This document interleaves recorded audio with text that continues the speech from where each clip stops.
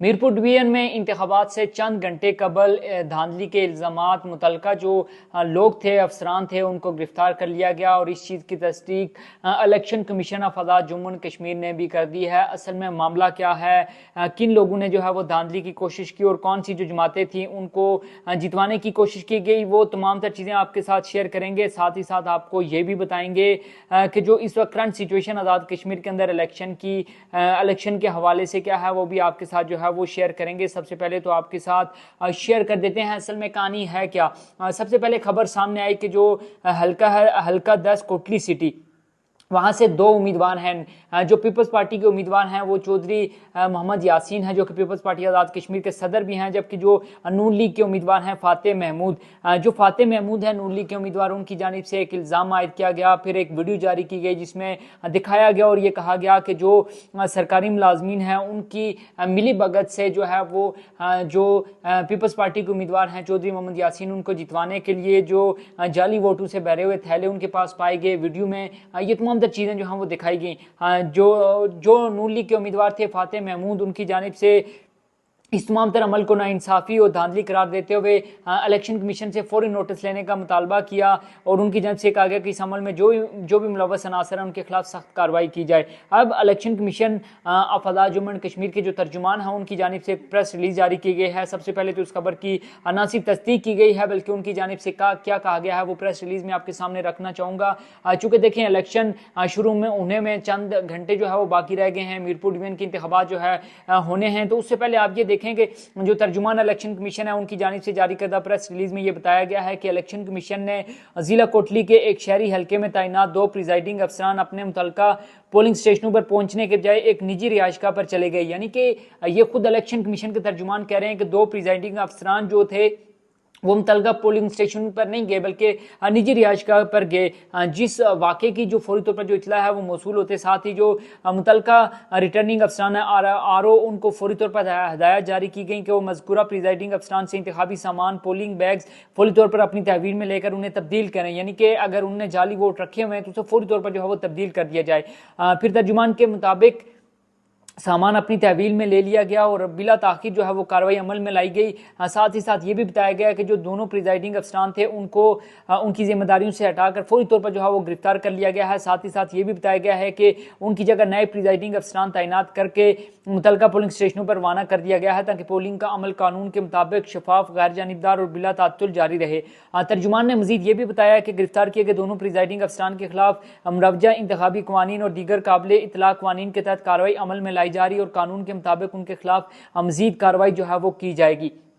अब तो पहली चीज जो नूर लीग के उम्मीदवार थे फातेह महमूद, उनकी जानिब से जो इल्ज़ाम लगाया गया था या उनकी जानिब से जो एक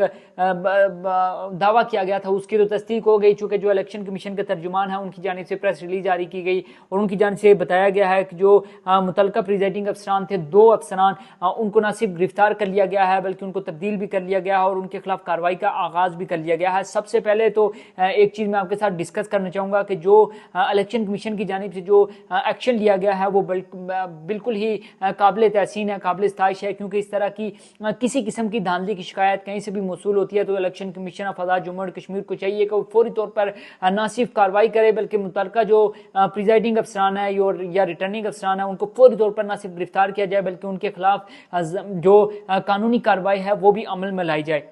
अब इस तमाम तर सिचुएशन के अंदर जब इस तरह की खबरें सामने आई तो उसके बाद जो मुख्तलिफ सियासी जमातों के जो नुमाइंदगान थे, जो कारकुनान थे, जो लीडरान थे या फिर जो सोशल मीडिया है उस पर एक नई बहस छिड़ गई जिसमें जो इंतखाबात के साफ शफाफ होने के हवाले से भी जो है वो उंगलियां उठाई जा रही हैं, सवालात जो है वो खड़े किए जा रहे हैं और सवालात किए जा रहे हैं कि क्या फिर जब इस तरह की सिचुएशन है तो क्या फिर आज़ाद कश्मीर के अंदर जो इंतखाबात हैं वो पुरअमन माहौल में और साफ शफाफ तरीके से हो पाएंगे या नहीं हो पाएंगे। बहरहाल जो इलेक्शन कमीशन की जानिब से एक्शन लिया गया है, जो इलेक्शन कमीशन की जानिब से जो एक इकदाम उठाया गया है, जो मुतलका प्रिजाइडिंग अफसरान थे न सिर्फ उनको गिरफ्तार कर लिया गया है बल्कि उनके खिलाफ कार्रवाई भी अमल में लाई गई है, तो मेरे ख्याल में ये बड़ा ही लाइक तहसीन है, काबिल स्ताइश अमल है जो कि इलेक्शन कमीशन की जानिब से किया गया है। साथ ही साथ मैं आपको बताऊं कि जो मीरपुर डिवीजन है अब से चंद घंटों के बाद या फिर शायद जब आप ये वीडियो देख रहे हो तो जो आज़ाद कश्मीर का मीरपुर डिवीजन है वहाँ पर इंतखाबी अमल शुरू हो चुका हो। टोटल जो 33 हल्के हैं, जो 13 हल्के हैं, यानी कि वहाँ पर 13 वहाँ से नशिस्तें हैं आज़ाद कश्मीर कानून साज असम्बली की। अब देखना यह है कि पीपल्स पार्टी अपना दावा कर रही थी, नून लीग अपना दावा कर रही थी। ग्राउंड रियलिटीज़ को देखा जाए तो जो हमारे मुताबिक वहाँ पर जो पीपल्स पार्टी उसकी अपनी स्ट्रेंथ है, नून लीग की अपनी स्ट्रेंथ है, वहाँ पर इस्तेकाम पाकिस्तान पार्टी थोड़ी कमज़ोर नज़र आती है। मुस्लिम कॉन्फ्रेंस भी काफ़ी कमज़ोर नज़र आती है, जबकि जो आज़ाद उम्मीदवारान है कोई वो भी इतने ज़्यादा हमें कोई ताकतवर या फिर वहाँ पर जीतने की पोजीशन में नज़र नहीं आ रहे। बहरकैफ अगर मुख्तसरन ये कहूँ तो पीपल्स पार्टी और नून लीग का एक तगड़ा मुकाबला हमें देखने को मिल सकता है। दो अहम सवालात, एक तो ये कि क्या वहाँ पर जो